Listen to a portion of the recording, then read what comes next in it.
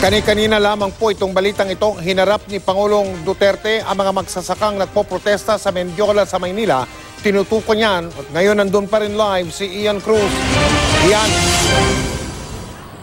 Yes, Mike, si Pangulong Duterte nga mismo ang nagtungo dito sa Mendiola Bridge para alamin ang mga hinaing ng mga magsasaka mula sa Tagum, Davao del Norte. At Mike, naging masaya ang mga magsasaka matapos nga nilang marinig ang mga pahayag ng Pangulo. Mula sa tapat ng Centro Escolar University, naglakad si Pangulong Duterte patungo Mendiola.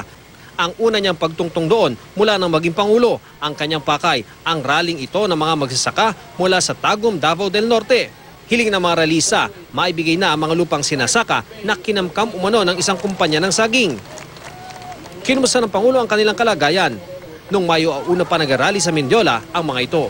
At nang makausap na ang kanilang mga lider, kung makumpleto yung requirements ng batas, ako na mismo ang nagsasabi kay Secretary Mariano, go ahead.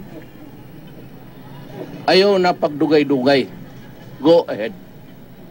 Para matapos ang problema dyan. Gulo, pati patayan. Dati sa amin yun, i-take over na namin yung 145 hectares. Kami po ang sa San Isidro Farm, Tagum, Davao del Norte.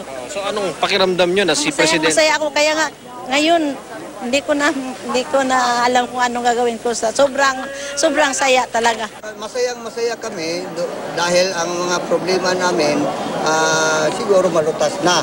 Dahil nag-promise naman ang presidente. Sa talumpati ng Pangulo sa harap ng mga magsasaka, pinasaringan din niya ang hudikatura. Sana raw hindi sila magpagamit sa pag-i-issue ng TRO sa mga usapin na matagal nang nanalo ang mga mamamayan o ang pamahalaan. I would like to ask the courts and the judiciary, stop this business of issuing TRO.